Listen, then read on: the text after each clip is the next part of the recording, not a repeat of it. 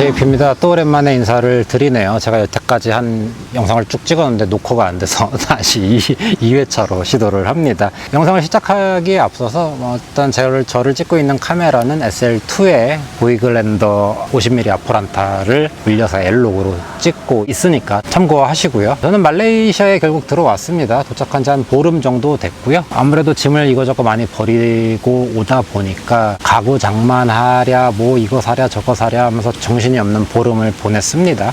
그리고 이제 어느 정도 좀 정리는 됐고 여유가 생겨서 이렇게 영상을 찍고 있고요. 다만 저희가 구한 아파트가 동네 이름이 리조트시티입니다. 리조트시티여서 아무것도 없습니다.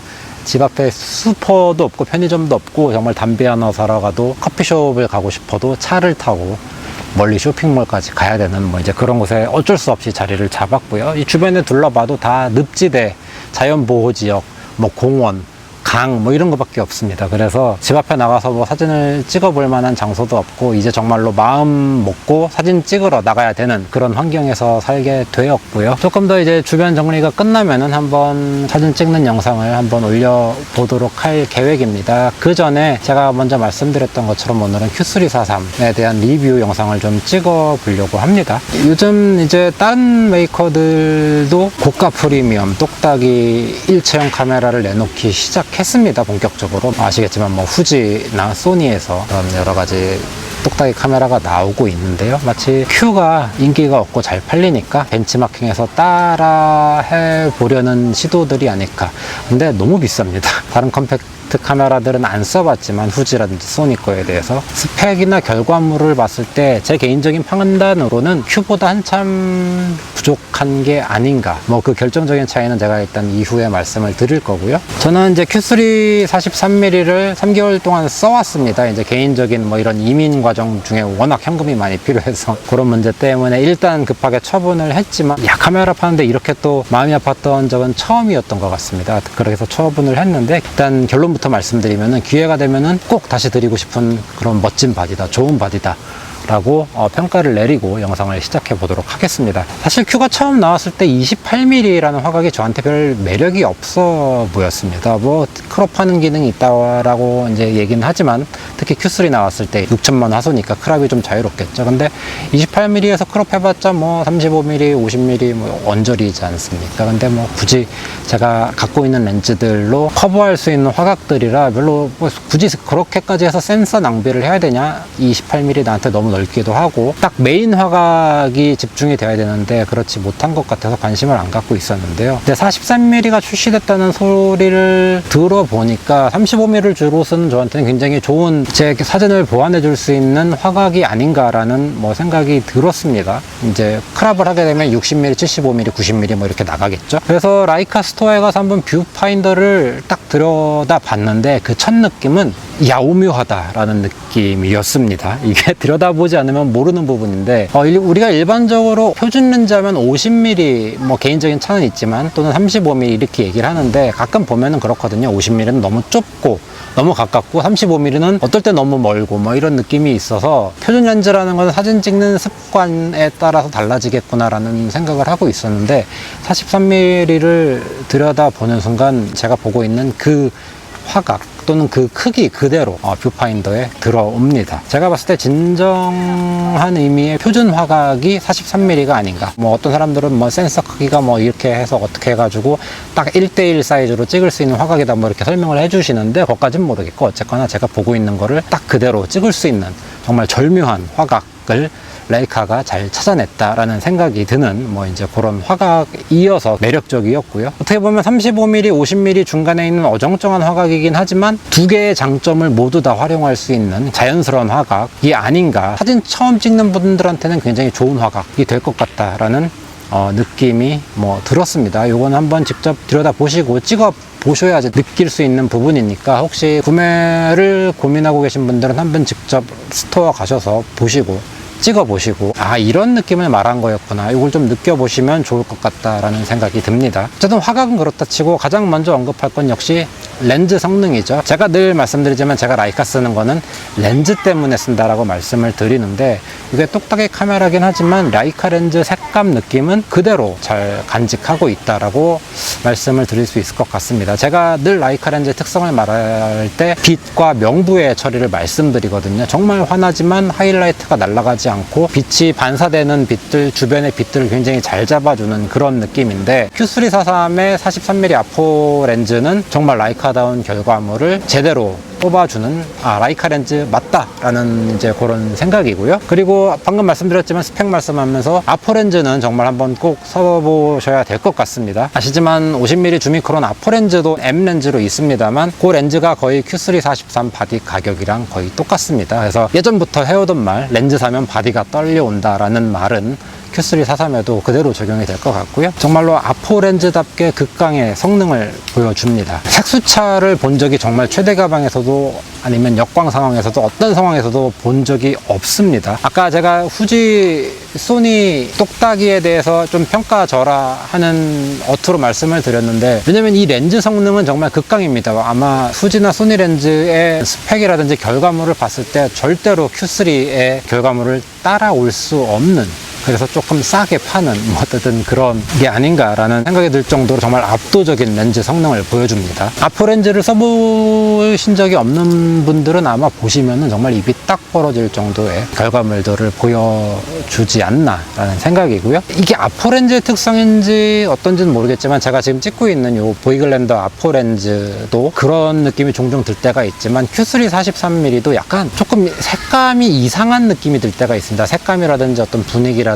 사진이 뭔가 좀 어색한데 낯섰는데 라는 느낌이 들 때가 있는데, 제가 이제 기술적으로는 잘 모르기 때문에 이게 맞는지는 모르겠지만 아포크로매틱으로 어떤 그런 빛의 파장을 교정을 하다 보니까 생기는 문제가 아닌가. 그러니까 쉽게 말하면 우리가 알고 있는 일반적인 전통적인 렌즈와는 조금 다른 방식으로 빛을 잡아주기 때문에 가끔 그런 어색한 느낌이 들지 않나 라는 생각이 들 때가 있습니다. 뭐 이제 그런 몇 가지의 경우에 어색한 느낌의 결과물을 보여줄 때는 있긴 하지만, 어쨌거나 렌즈의 성능은 물론 Q3 28mm보다 렌즈가 커지긴 했지만 여전히 작은 사이즈죠. 정말 최강의 성능을 보여주는 렌즈라고 판단이 됩니다. 오이씨, 비가 오려나? 그리고 아시다시피 아포 주미크론 렌즈입니다. 그러니까 최대 개방이 F2인 주미크론 렌즈인데요. 결과물을 보면은 주미룩스의 느낌이 납니다. 그러니까 제가 몽골에 있을 때 처음 쓰던 렌즈가 주미크론인데 이게 색이 발색이 너무 강하고 컨트라스트가 너무 강해서 사실 제가 주미룩스로 바꾼 거였거든요.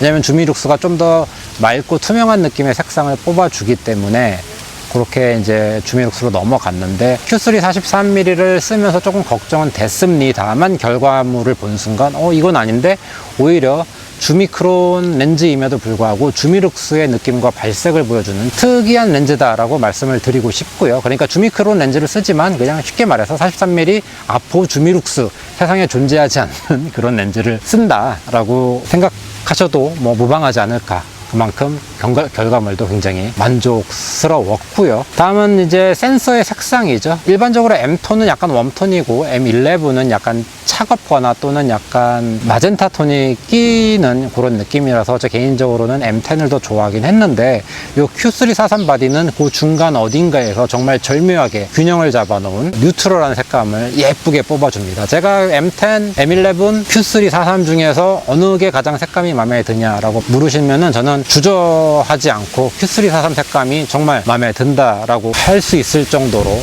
마음에 드는 색감을 뽑아줍니다. 물론 이제 Q 시리즈들이 보여주는 그 디지털적인 색감은 뭐 어쩔 수 없으니까 뭐 그거는 뭐 감안하셔야 될 것 같고요. 그게 싫으시면 이제 좀 M으로 좀 가야 되지 않나, 또는 커스텀 값에서 콘트라스트를 좀 죽이시는 방법도 있지 않을까 생각이 듭니다.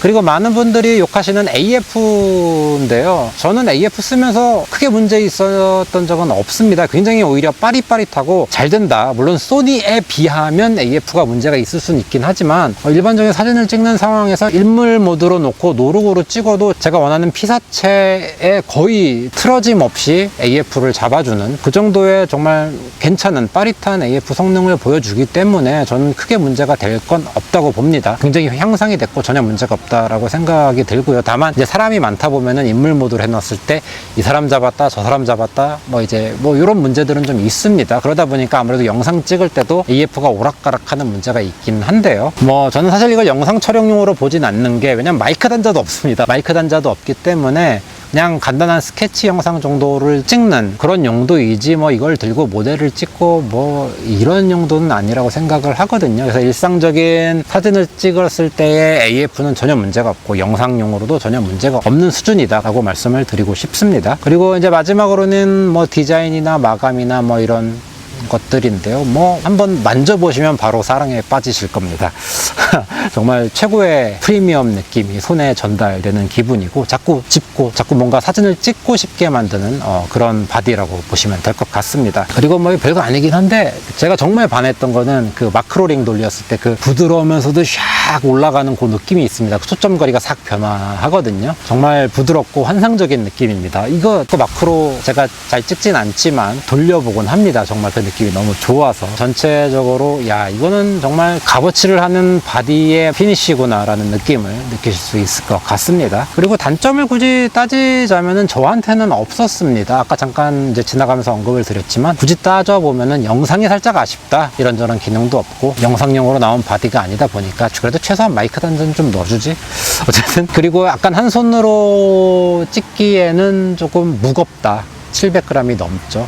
그리고 한 손으로 찍기에는 저는 처음에 조리개링 앞에 달려있을 때 A로 놓으면은 어떤 다이얼로 조리개가 조절될 줄 알았더니 아니더라고요. 그냥 프로그램 모드, 야, 프로그램 모드가 있어? 어쨌든 프로그램 모드로 찍히는 거라서 어쩔 수 없이 이제 조리개 조절을 할 때는 다른 손을 또 써야 하는 뭐 이제 그런 상황이긴 한데, 어쨌거나 주머니에 들어가지도 않고 한 손으로 찍기는 괜찮은데 한참 찍다 보면 좀 손이 아프다, 손목이 무겁다, 이런 정도의 단점이 있다라고 말씀을 굳이 드릴 수 있을 것 같은데요. 사실 결과물에 비하면은 이 정도는 정말 컴팩트하고 감수할 만한 무게가 아닌가, 오히려 가볍지 않나 라는 생각이 들 정도로. 그리고 저는 뭐 SL2보다는 어쨌든 가벼우니까 가볍다라고 생각을 하고 잘 썼습니다. 어떤 분들이 쓰시면 좋은가, 라이카를 처음 써보고 싶은데 야, M바디에다가 렌즈까지 구매하니까 이것이 보통 가격이 아닌데 하시는 분들, 또는 야, 이거 레인지 파인더 방식으로 초점을 맞추는 게 자신이 없는데 하시는 분들, AF가 아까 제가 말씀드렸지만 그만큼 빠릿빠릿합니다. 그런 분들, 그리고 아니면 저같이 모노크롬 바디가 메인인데